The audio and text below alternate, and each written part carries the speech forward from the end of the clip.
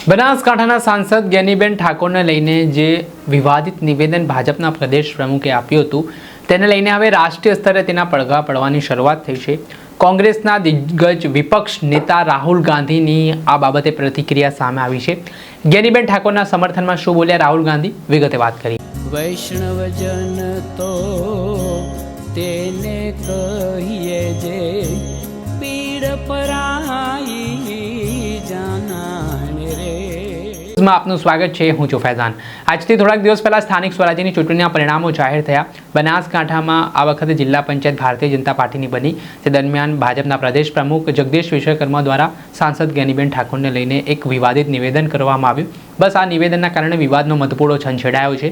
કોંગ્રેસના નેતાઓમાં ભારે નારાજગી અને રોષ જોવા મળી રહ્યો છે। જ્ઞાનીબેન ઠાકોરે આ ઘટનાને મહિલાઓ અને દીકરીઓનું અપમાન ગણાવ્યું છે।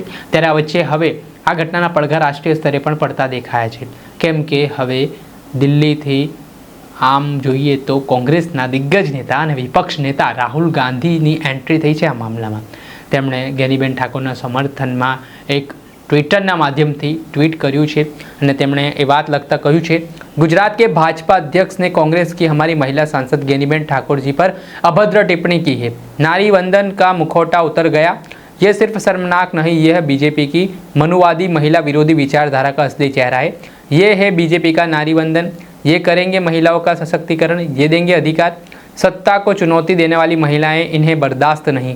एक ही पल में इनकी विकृत मानसिकता सामने आ जाती है और प्रधानमंत्री तो कांग्रेस की महिला सांसदों के सवालों से घबराकर संसद छोड़कर पहले ही भाग चुके हैं।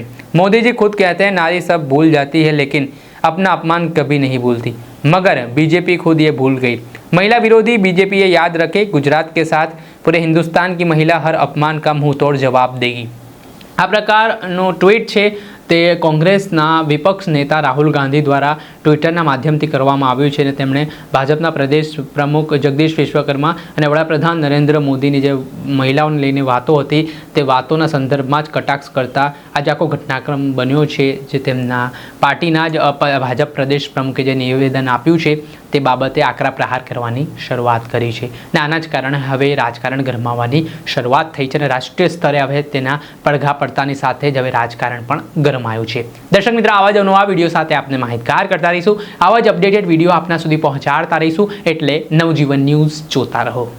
વૈષ્ણવજન તો તેને કહીએ જે પીડ પરાઈ